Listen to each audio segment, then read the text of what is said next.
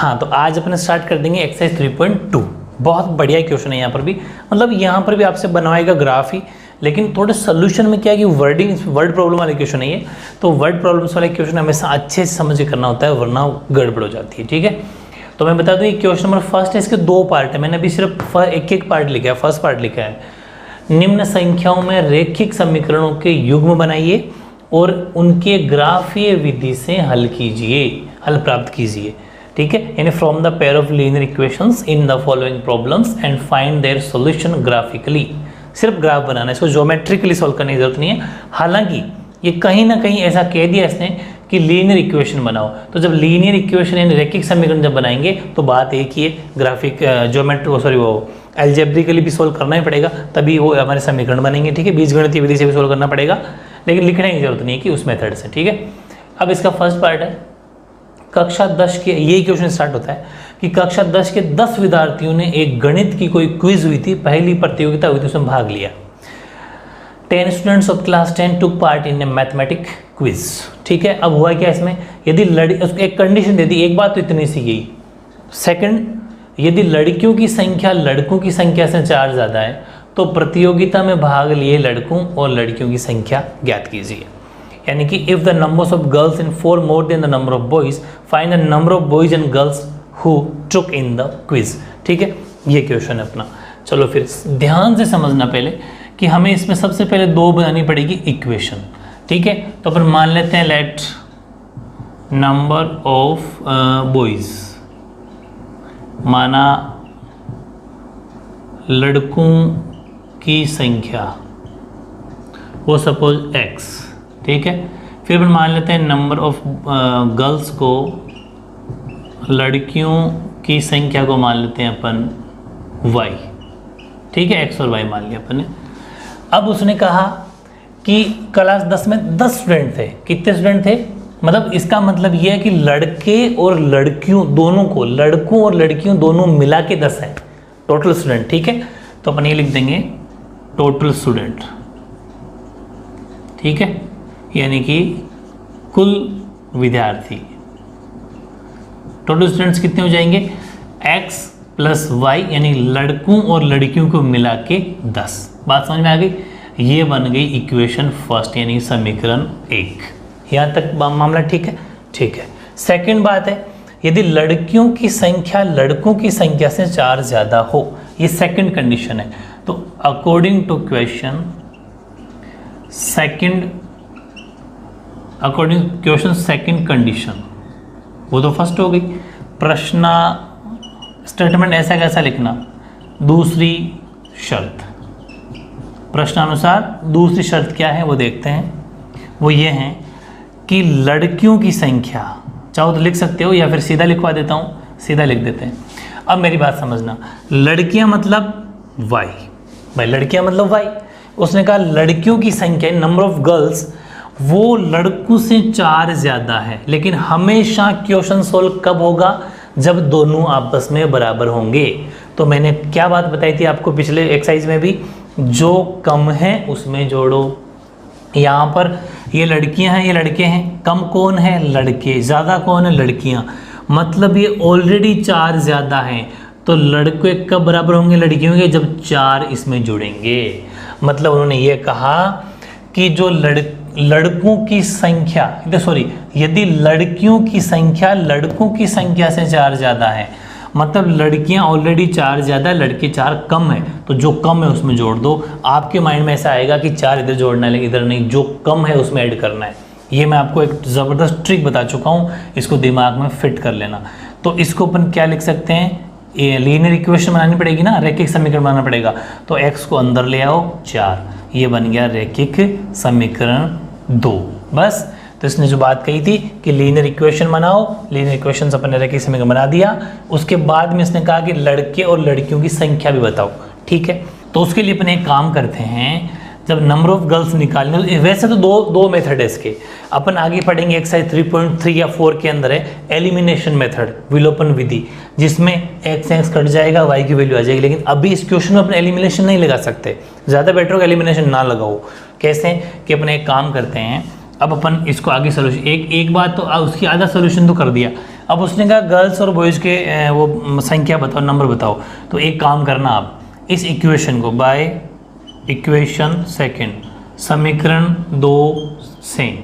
2 से from equation second क्या कहता है, y माइनस एक्स बराबर 4। एक बात बताओ, इसको मैं ऐसा लिख दूं जैसा पहले लिखा हुआ था, x प्लस 4 बाई एक्स, उधर चला जाएगा तो प्लस का हो जाएगा ना।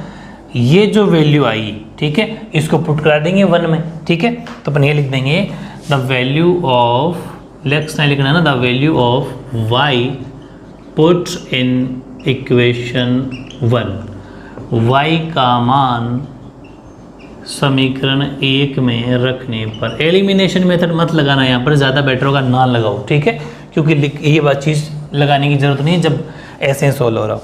तो जहाँ y की वैल्यू वहाँ x+4 रख देंगे 1 में, x अपनी जगह है, y की जगह रखेंगे x+4, तो y की जगह रख देंगे x+4 बराबर 10 का 10, x और x क्या हो गया 2x + 4 = 10, तो 2x = 10 - 4, नंबर एक तरफ कर देंगे तो 4 उधर चला जाएगा, तो x की वैल्यू हो जाएगी 6, 2x की वैल्यू हो जाएगी 6, तो 6/2 चल जाएगा, तो x की वैल्यू क्या आ जाएगी 3। तो x की वैल्यू का आने का मतलब है हमने x माना था बॉयज़, तो बॉयज़ तो हो गई 3, एक बार y भी निकाल लेते हैं। इस x की वैल्यू को भले 1 में रखो चाहे 2 में रखो, आपकी इच्छा है, वो तो अब तो कहीं पर भी रख दो। तो वापस में फिर वही the value of x put in, किसी भी इक्वेशन में रख सकते हो, चलो 2 में रख लो भले, आपका कन्फ्यूजन हो रहा हो तो इन इक्वेशन 2 ये लिखना आप x का मान समीकरण 2 में रखने पर, ठीक है, 2 में रखने पर।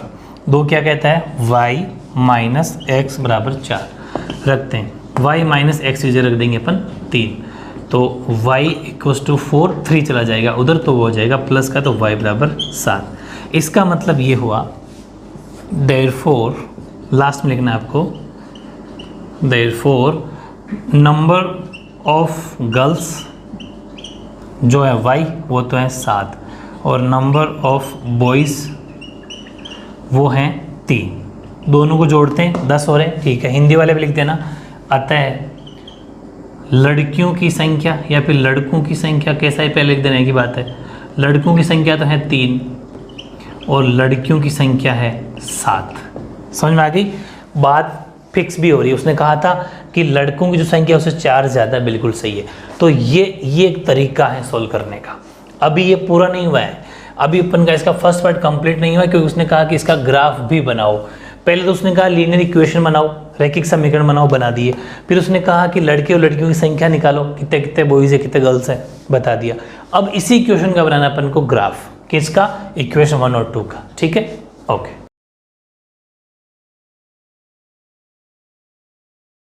अब देखो अपन इसको बनाते हैं ग्राफ, ठीक है।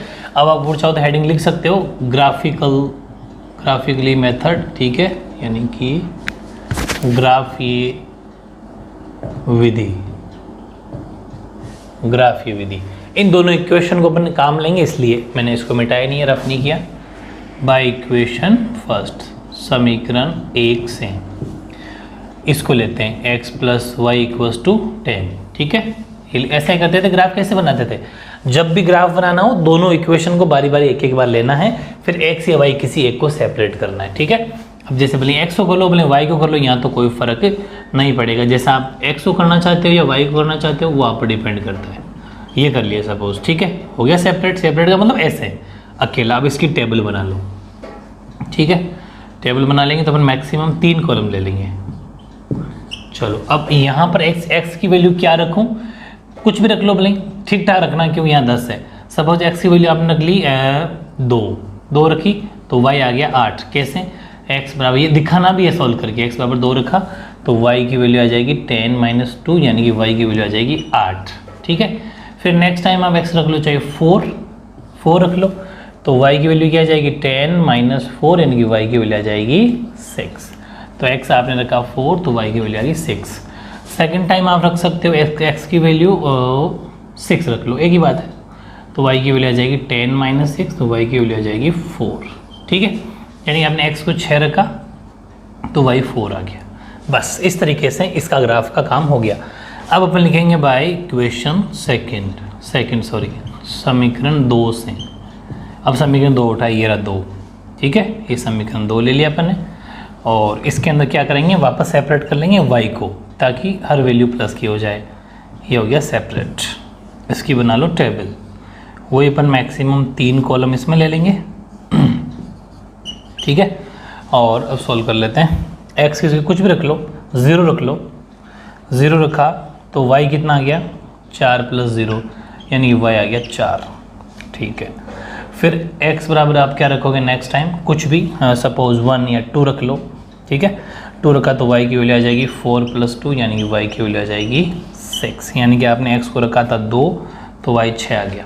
एक बार और, अब आप रख लो x की जगह 4 रख लो, तो y की वैल्यू कितनी आ जाएगी 4 + 4, यानी कि y की वैल्यू आ जाएगी 8। चलो, यानी कि x को 4 रखा तो y 8 आ गया। बस इजीली ग्राफ बन जाएगा, क्योंकि दोनों टेबल की जो वैल्यू हैं वो प्लस में है। इसको आप चाहो तो ABC नाम दे सकते हो, इसको आप DEF नाम दे सकते हो। तो अपन इसका L ग्राफ बना लेंगे। क्यों? क्योंकि दोनों ही वैल्यू किसकी है, प्लस की वैल्यू है, ठीक है। तो ये अपना x और ये अपना y 0। हाईएस्ट वैल्यू कितनी है, हाईएस्ट वैल्यू 8 है बस, ठीक है। हाँ, इसमें भी 8 है। तो 1 2 3 4 5 6 7 8 आराम से ग्राफ बन जाएगा, ठीक है ना। तो बड़ा इजी है, बस थोड़ा समझते हुए आपको चलना है। सारी वैल्यू जब प्लस की हो तो अपन एल ग्राफ बना लेते हैं, ठीक है ना। इस चीज़ का थोड़ा ध्यान रखना, ये इसको एल ग्राफ बोलते हैं। बाकी वो जो ग्राफ बनता है जिसमें प्लस माइनस दोनों हो, उसको प्लस ग्राफ बोलते हैं, ठीक है। चलो बनाते हैं। सबसे पहले ए दिखाते हैं। ए के अंदर एक्स की वैल्यू 2 है, वाई की वैल्यू 8 है, मतलब इसकी सीध में ये आ गया अपना ए।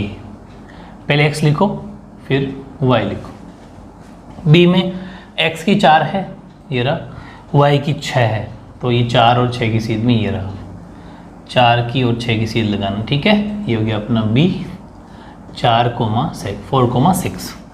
फिर एक्स की वैल्यू 6 है सी में, और वाई की वैल्यू 4 है, तो ये 6 और ये 4 इस सीध की 4 और 6 की सीध में, ठीक है। 6,4 इसको जैसे आप मिलाओगे तो एकदम एक लाइन सीधी लाइन आ जाएगी, ठीक है ना। तो बड़ा इजी है, ये अपने दिखा दिया ABC।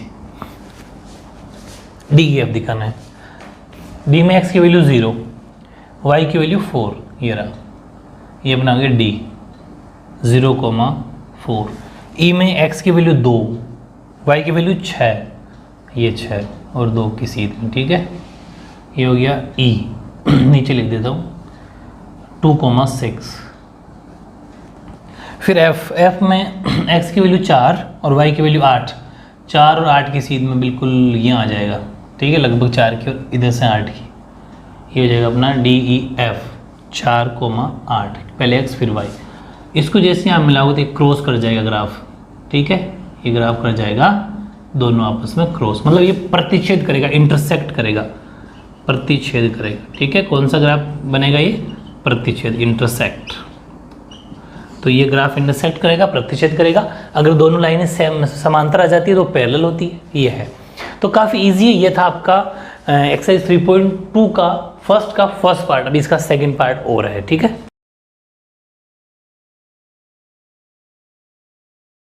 ये है इसका सेकंड पार्ट, ठीक है। थ्योरी वही रहेगी same to same. Second part देखो, 5 पेंसिल तथा 7 कलमों का मूल्य 50 रुपये। कलम का मतलब यहाँ पर पेन है, ठीक है। जबकि 7 पेंसिल तथा 5 कलमों का मूल्य 46 है। 2 बातें हैं, 2 बार, ठीक है। तो 1 पेंसिल का मूल्य तथा 1 कलम का मूल्य बताओ। यानी कि 5 pencil and 7 pens together cost 50 rupees, दोनों को मिला के 50 रुपये। Where is 7 pencil and 5 pens together cost 46। तो find the cost of 1 pencil that of 1 pen, ठीक है। सॉल्यूशन देखो, let the cost of pen और पेंसिल 2 है ना, तो कॉस्ट ऑफ पेंसिल, यानी कि माना पेंसिल का मूल्य, वो सपोज अपने मान लिया x रुपीज़। ऐसे ही let the cost of pen, यानी कि पेन का मूल्य, माना पेन का मूल्य अपने मान लिया y रुपीज़, ठीक है। चलो फिर बात करते हैं according to question first condition. ये कि ये लाइन अपन ने फर्स्ट वाले पार्ट में नहीं लिखी थी, तो अब वहाँ पर भी लिख देना कि प्रश्नानुसार पहली शर्त क्या है। प्रश्नानुसार पहली शर्त ये है कि 5 पेंसिल है, 5 पेंसिल, हर पेंसिल की रेट कितनी है x, 7 पेन है और हर पेन की रेट कितनी है y। दोनों को मिला के, इसलिए प्लस का साइन लगाया, टुगेदर दोनों को मिला के 50 रुपये में आ रहे हैं। इक्वेशन फर्स्ट बन गई यहीं पर, ठीक है। चलो सेकेंड इक्वेशन की बात करते हैं, same to same according to the question, second condition, ठीक है। स्टेटमेंट पूरा लिखना, प्रश्नानुसार दूसरी शर्त, और दूसरी शर्त क्या है, वो है कि 7 पेंसिल है तो x पेंसिल को अपने x से दिखा रहे हैं, 5 पेन है y से दिखा रहे हैं, वो 46 में आ रहे हैं, ठीक है, 46 में आ रहे हैं। चलो ये होगी इक्वेशन सेकंड, दोनों मिलके 46 में आ रहे हैं। इसने कहा था कि लीनियर इक्वेशन बनाओ, बना दी अपन ने, यानी कि रैखिक समीकरण अपन ने बना दिया, रैखिक समीकरण बना दिया। फिर इसने कहा कि अगर रैखिक समीकरण बन गया तो इसके बाद में पेन और पेंसिल की रेट बताओ, कॉस्ट बताओ। अपन को दोनों की कॉस्ट बतानी है तो 2 तरीके हैं कि दोनों में से किसी एक को सेपरेट कर लो। भाई इक्वेशन फर्स्ट इक्वेशन सेकंड है, इसमें से किसी एक को सेपरेट कर लो। तो अब अपन एक काम करेंगे, इसको उठा लो चाहे, जैसे कि बाय इक्वेशन सेकंड समीकरण 2 के द्वारा 7x, ठीक है, बराबर 46 माइनस 5y उधर भेज देते हैं। तो x की वैल्यू हो जाएगी 46 माइनस 5y अपॉन 7, मतलब ये 7 बटे में चला जाएगा। ये हो गया सेपरेट, ये 5 है। अब अपन क्या लिख देंगे, देखो ये थोड़ा सा कॉम्प्लिकेटेड पड़ेगा लेकिन करना ऐसा ही पड़ेगा कि the value of x put in equation first, x का मान समीकरण 1 में रखने पर, x का मान समीकरण 1 में रखने पर, जो x की वैल्यू आई नहीं 46 माइनस 5y अपॉन 7, इसको अपन इक्वेशन 1 में रख देंगे, ठीक है। 1 कहाँ है, ये रही, 5 का तो 5, x की जगह 46 minus 5y upon 7 plus 7y equals to 50, ठीक है। चलो सोल्व करते हैं।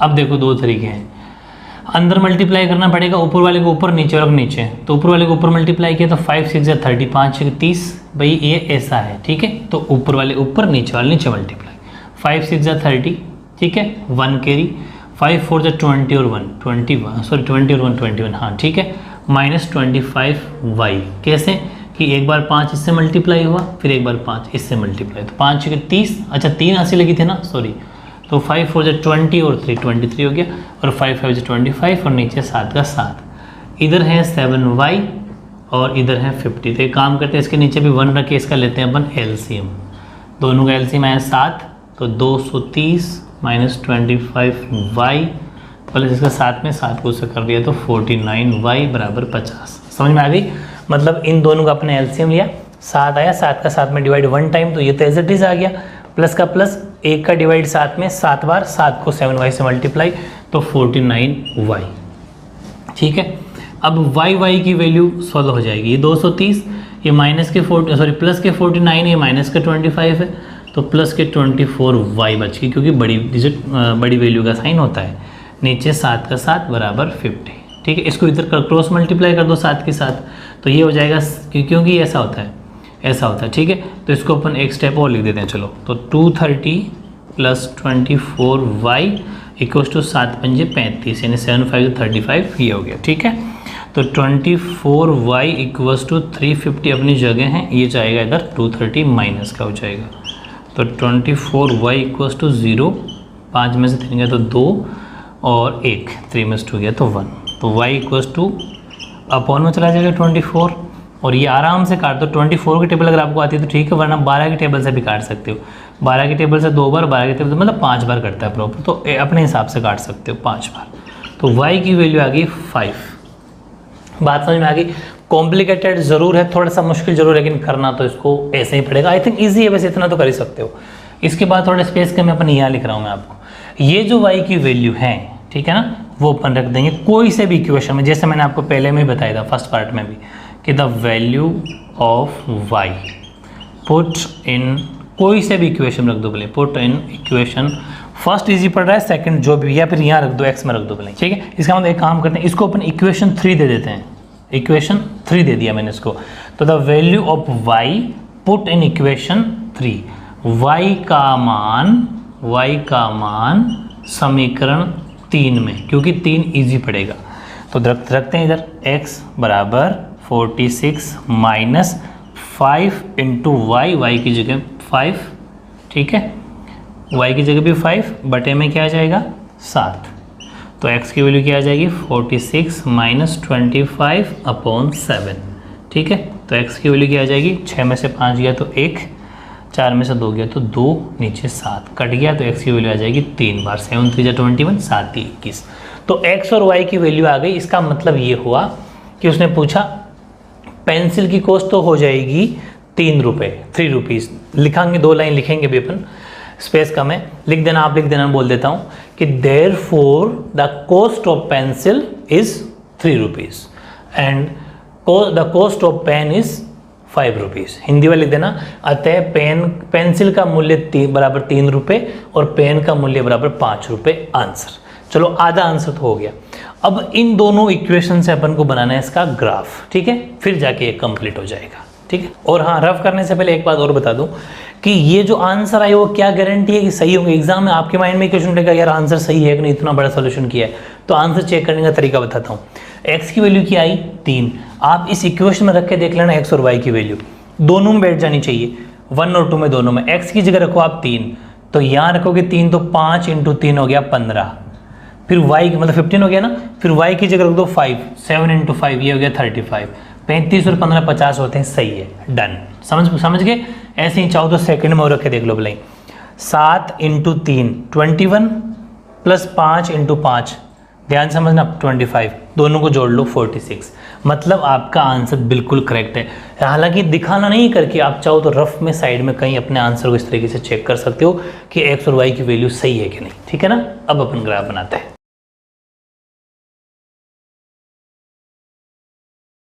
अब देखो दोनों इक्वेशन का बारी बारी यूज करके अपन ग्राफ बनाते हैं, ठीक है। ग्राफिकली मेथड, ग्राफ ये विधि, ठीक है। सबसे पहले लेंगे अपन बाय इक्वेशन फर्स्ट, समीकरण 1 से। थोड़ा सा मुश्किल ज़रूर बनेगा क्योंकि वैल्यू ऐसी रहेगी, वो है 5x plus 7y equals to 50, ठीक है। अब इसकी ज़रूरत नहीं है, तो इसमें अपन क्या कर लेंगे, सेपरेट, किसी एक को सेपरेट कर लो, चाहे वैल्यू तो अपॉन में ही जाएगी, बटे में ही जाएगी, चाहे कुछ भी कर लो।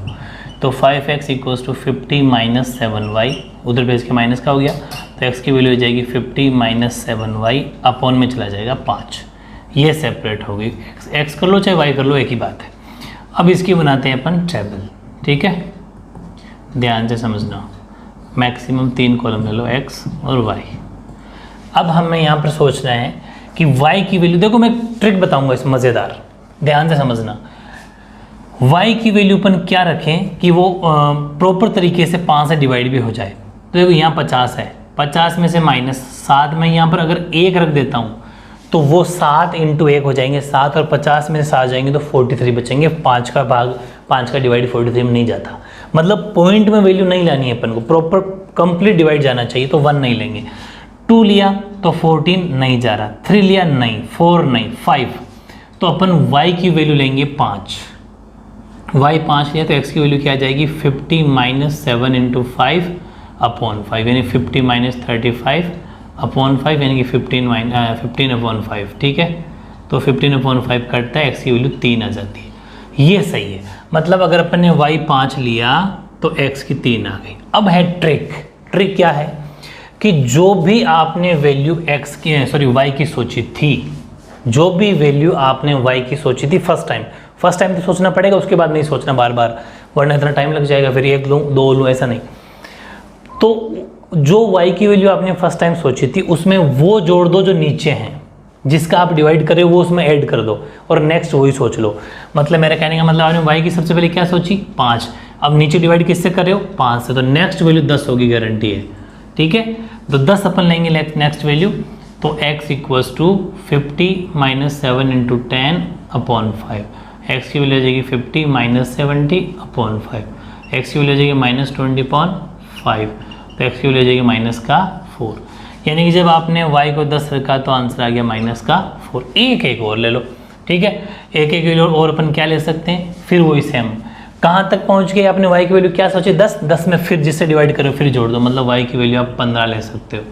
15 लोगे तो x की वैल्यू क्या आ जाएगी 50 माइनस 7 इंटू 15/5, तो x की वैल्यू आ जाएगी 50 माइनस 15 7 सॉरी 7 5 35 3 105 105/5, तो x की वैल्यू आ जाएगी माइनस 55/5, तो x की वैल्यू आ जाएगी माइनस 11, क्योंकि ये 5 की टेबल से कट जाएगा, क्योंकि माइनस 55 क्यों है, क्योंकि 105 माइनस की वैल्यू बड़ी है। अब आप ये सोच रहे होंगे कि यार y 15 ले लिया अपन ने, x माइनस 11 आ गया, हम चाह रहे थे कि ग्राफ 10 तक ही बने, क्योंकि ये तो 15 का और माइनस 11 का थोड़ा बड़ा ग्राफ बन गया, तो यहाँ पर एक कॉमन सेंस अप्लाई कर सकते हो आप, भाई 10 तक ये दोनों वैल्यू तो ठीक है, ट्रिक ना लगाओ कि ये 5 बढ़ाने वाली ट्रिक ना लगाओ, तो इसकी जगह एक ऑप्शन भी है, वो थोड़ा सा माइंड यूज करना पड़ेगा। माइंड यूज का मतलब कि y बराबर 0 लेना पड़ेगा, वो भी तो ले सकते हैं।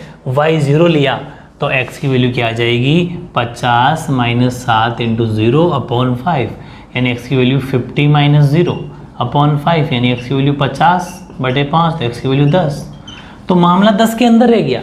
तो इसकी बजाय क्या करना, ये अप्लाई कर देना, थोड़ा सा सोचना है, मेरे साथ के साथ सोचो। ग्राफ आप कोई सी भी वैल्यू से सॉल्व कर सकते हो, ग्राफ सेम बनेगा, लेकिन कोशिश करनी है कि ईजी बने, छोटी वैल्यू ले सके, तो मैंने वो आपको सोचना सिखा दिया, ठीक है। तो ये मत लेना, ये लेना, लेकिन सीखना दोनों था, इसलिए हमने दोनों करा। y 0 लिया, x 10 होगा, ठीक है।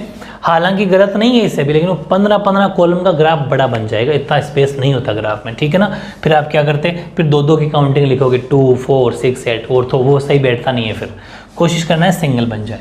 अब ये हैं बाय इक्वेशन सेकेंड, समीकरण 2 से 2 उठाए अपने, ये अपना सेकेंड है समीकरण, इसको अपन सेपरेट कर लेंगे किसी x या y को, ठीक है। इक्वेशन सेकेंड को कि कोई से को भी कर लो, जैसे अपने इसको भी x किया तो इसको भी x कर लेते हैं। 46 माइनस 5y, तो x की वैल्यू हो जाएगी 46 माइनस 5y/7, ये हो गया सेपरेट। इसकी भी टेबल बना लेते हैं अपन यहाँ, ठीक है, और वही अपन 3 कॉलम ले लेंगे x y। अब देखो सबसे पहले अपन y की वैल्यू क्या सोचें, प्रॉपर तरीके से डिवाइड भी जाना चाहिए। 0 लिया 7 7 6 42 नहीं जाएगा, 42 ही होता है। 1 लिया तो नहीं जाएगा, 2 लिया तो भी नहीं जाएगा, 36 में नहीं जाता। 3 लिया 15, और यहाँ पर 15 अगर जाए 46 में से, ठीक है, तो भी 46 में से अगर 15 जाएंगे तो भी नहीं बैठेगा, ठीक है। और फिर अपन ने लिया 5 25 गया तो भी 1 और 2 ये चला जाएगा। मतलब हम सबसे पहले y की वैल्यू लेंगे 5। अगर y की वैल्यू 5 ली तो x का सोल्यूशन क्या आएगा, x बराबर 46 माइनस 5 इंटू 5/7, तो x की वैल्यू हो जाएगी 46 माइनस 25/7, तो x की वैल्यू हो जाएगी 6 में से 1 गया, सॉरी 5 गया तो 1, तो 21/7, तो x की वैल्यू हो जाएगी 3। मतलब जब आपने y को 5 लिया था तो x आ गया 3, ठीक है। नेक्स्ट टाइम अब नहीं सोचना, इतनी मेहनत अब नहीं करनी, बस वही है कि आपने क्या सोचा, y का क्या सोचा था 5 में 7 जोड़ दो, अब की बार 12 लेना है, यानी कि अब आप y की वैल्यू क्या ले लो 12 सोचोगे तो x की वैल्यू आ जाएगी 46 माइनस 5 इंटू 12। कैसे कि जो भी आपने सोचा उसमें जिससे डिवाइड करे वो ऐड कर दो, ये ट्रिक है, बहुत ही शानदार ट्रिक है ये। तो x की वैल्यू क्या आ जाएगी 46 माइनस 12 पंजे 60 एंड 12 5 60/7, तो x की वैल्यू क्या आ जाएगी, या तो 10 में 6 गया तो 4, और यहाँ बच गया अपने 5 में चलो तो 1, माइनस का 14 आ गया तो कट गया, x की वैल्यू क्या आ जाएगी माइनस का 2, मतलब सही बैठ रहा है। y की वैल्यू आपने 12 ली तो ये माइनस का 2 आ रहा है, 12 तक ठीक है। अब लास्ट एक वैल्यू और सोच लो कि सपोज अपन यहाँ पर अगर 0 ले लें तो 0 से तो काम नहीं पड़ेगा, क्योंकि 7 का 46 में नहीं जाता। अब आप कैसी वैल्यू सोचना कि ज़्यादा बड़ी भी वैल्यू ना, ऐसा नहीं कि अब 12 हैं तो 12 में फिर 7 जोड़ लिया, 12 में 7 जोड़ा तो 19, वो बड़ी हो जाएगी। तो मतलब ट्रिक अप्लाई करना, लेकिन कहीं कहीं सोचना भी है कि बड़ी वैल्यू ना हो जाए, ठीक है। तो अब एक छोटी वैल्यू सोचो, वो अपन ले लेते हैं y की जगह सपोज -2। थोड़ी प्रैक्टिस करोगे तो आपको भी ये सोचना तो आ जाएगा, कोई बड़ी बात नहीं है। तो y की जगह -2 रखा तो x की जगह रखोगे 46 माइनस 5, और यहाँ रख लिया -2, ठीक है, -2, तो ये अपॉन 7, तो x की वैल्यू हो जाएगी 46, और माइनस माइनस हो गया प्लस, तो प्लस का 10 हो गया, और 56 7 की टेबल में आता है, ये सोचना है। 7 8 जा 56। तो मतलब कुछ वैल्यू अपन ने छोटी कर ली कि y -2 रखने से 8, मतलब ग्राफ लगभग 10 या 12 के इर्द गिर्द रह गया। और 10 या 12 के आसपास रहेगा तो ग्राफ सही बनेगा, ज़्यादा बड़ा नहीं बनेगा, 12 तक कॉलम तो हो सकते हैं। चलो अब इन दोनों टेबल से अपन बनाएंगे ग्राफ। ये अपन ABC ले लेंगे, ये DE और F, ठीक है।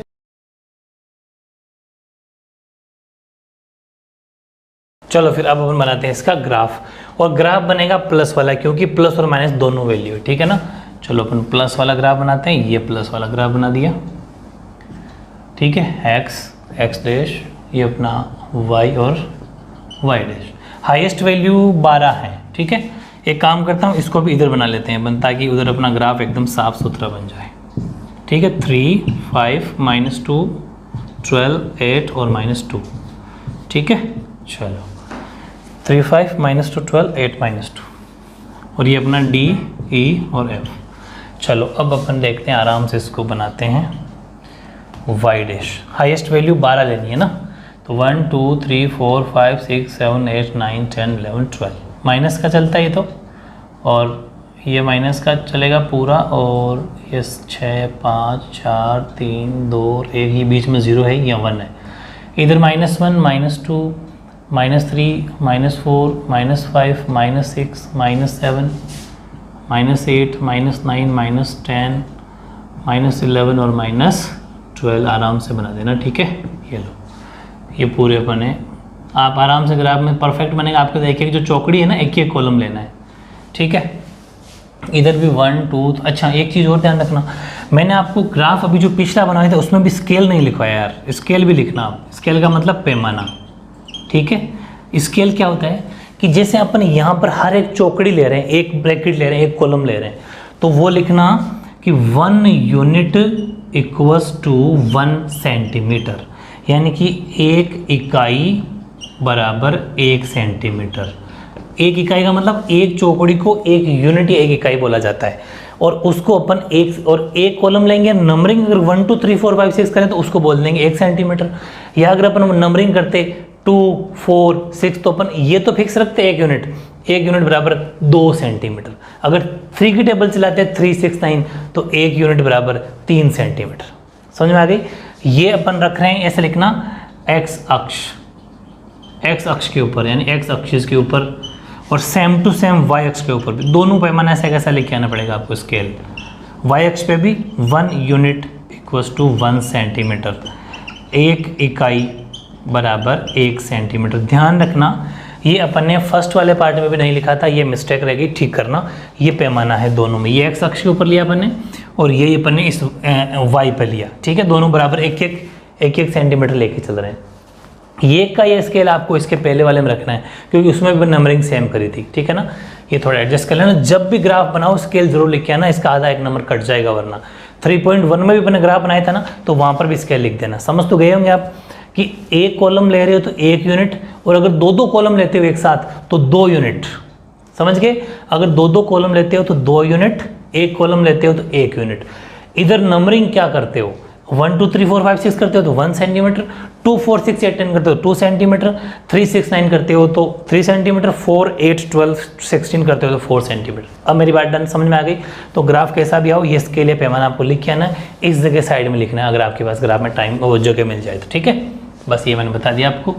1 2 3 4 5 6 7 8 9 10 11 और 12, ऐसे इधर 1 2 3 4 5 6 7 8 9 10 11 12, ठीक है। ये अपन को बनाना है, थोड़ी सी प्रैक्टिस करना। देखो यहाँ तो बोर्ड पे थोड़ा ठीक ठाक बनता है, आपके बिल्कुल प्रॉपर बन जाएगा, ठीक है। चलो अब अपन इसका ग्राफ बनाते हैं।